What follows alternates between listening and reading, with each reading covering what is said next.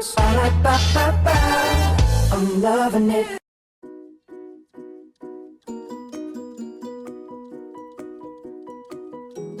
En 1954, à l'âge de 54 ans, Ray Kroc décide d'investir toutes ses économies dans une petite entreprise de machine à milkshake appelée Multi-Mixer. C'est à ce moment-ci que Ray Kroc, Dick et Mac McDonald se rencontrent pour la première fois. À cette époque, Dick et Mac étaient propriétaires d'un petit fast-food dans lequel se trouvaient 8 Multi-Mixer. Ray Kroc se dit alors que ce serait intéressant d'ouvrir d'autres restaurants rapides où il pourrait y installer un autre 8 Multi-Mixer. Les frères McDonald demandent donc à Ray, mais qui pourrait les ouvrir? Et c'est donc à ce moment que Ray se propose pour faire grossir la chaîne. Ray Kroc ouvre son premier McDonald's avec les Arches en or en 1955. À peine 10 ans plus tard, McDonald's avait 700 restaurants sur le marché. Cependant, Ray Kroc ne l'a pas fait seul. Il croyait à un système où il disait « In business for yourself, but not by yourself ». L'apparition du film Super Size Me de Morgan Spurlock en 2004 a été un moment de réflexion dans une ère changeante pour le géant de l'industrie du soi-disant fast-food. Un documentaire pointant du doigt le McDonald's et tous ses côtés négatifs a forcé l'entreprise à réagir. Le marché mondial sculptait à la loupe le McDonald's et du jour au lendemain, la société s'est mise à prôner l'alimentation saine.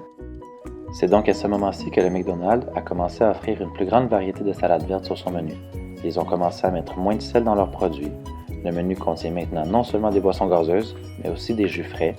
Les consommateurs ont même maintenant 100% accès à la création de leurs repas avec le tout nouveau système de commande à plateforme intelligente. Cependant, même avec tous ces changements, le McDonald's ne s'est pas arrêté là. McDonald's s'est conformé à l'ISO 9001 qui a pour but de garantir un service et des produits conformes aux normes. En collaboration avec cette norme, le McDonald's a lancé une campagne de questions-réponses dans laquelle il répond aux questions les plus demandées par les consommateurs. Le McDonald's continue sa lancée et devient un des premiers leaders mondiaux à utiliser les œufs de poule en liberté à la place de poules d'élevage. En France, ils assurent l'utilisation de 70% de toute leur viande comme étant locale. De plus, en 2003, le McDonald's a réussi à transformer ses huiles de friteuse en biodiesel avec l'aide de la société française Vital. 100% des huiles récoltées dans les McDonald's français ont été transformées, ce qui contribue donc à une énorme réduction de gaz à effet de serre.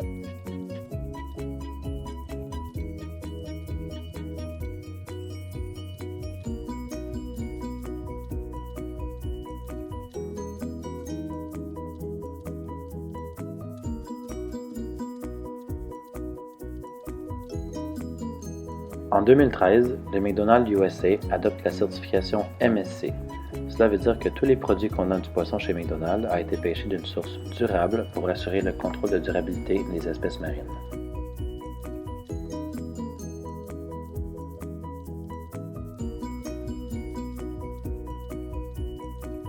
En plus, le McDonald's est aussi certifié Rainforest Alliance. Cette certification confirme que l'exploitation des grains de café répond à des critères environnementaux, sociaux et économiques rigoureux, ce qui permet de garantir que les activités de récolte respectent l'environnement. Tout ceci peut expliquer la raison pour laquelle le McDonald's a décidé de changer son logo de rouge à vert. Le nouveau logo démontre l'intention que le McDonald's apporte à l'environnement ainsi qu'au développement durable. À chaque année, le McDonald's tient un prix pour les fournisseurs qui sont jugés meilleure chaîne d'approvisionnement durable. En 2012, McDonald's a reçu plus de 400 candidatures pour ce prestigieux prix. M. José Armario, vice-président exécutif de la chaîne d'approvisionnement et de développement durable du McDonald's au niveau international, explique que les valeurs fondamentales est de prendre au sérieux les responsabilités qui incombent au fait d'être un leader et d'utiliser notre portée et nos ressources pour aider la création d'un monde meilleur.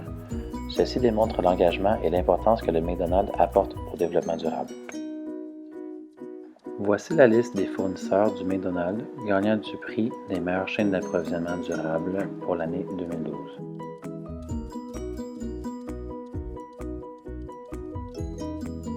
Cependant, il n'y a pas seulement l'environnement. Le McDonald's a créé le manoir Ronald McDonald pour venir en aide aux familles des enfants malades. Depuis plus de 30 ans, le manoir a réussi à maintenir le prix d'une nuit à moins de 10$ par famille. De plus, le McDonald's est un des partenaires officiels des Jeux olympiques depuis 1976. Vers la fin des années 90, le chiffre d'affaires du McDonald's était de environ 12,5 milliards de dollars. En 2016, comptant seulement les États-Unis, le chiffre d'affaires du McDonald's a atteint 24,62 milliards de dollars. Cela prouve que même après une mauvaise perception du McDonald's pendant plusieurs années, le McDonald's a réussi à garder son titre de numéro 1 mondial dans l'industrie du fast-food. Comptant plus de 33 000 succursales dans 119 pays à travers le monde, le McDonald's a su comment se démarquer de ses concurrents.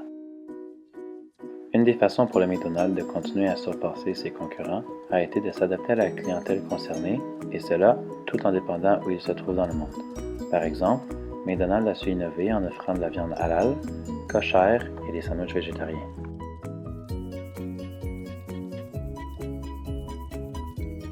Avec tout ceci, il ne faut pas oublier que McDonald's n'est pas parfait. Plusieurs scandales ont vu le jour depuis son ouverture. Est-ce que ceci est une mascarade pour continuer à générer d'énormes profits annuels ou le développement durable leur tient vraiment à cœur? Est-ce une tactique de vente pour continuer à augmenter leur chiffre d'affaires?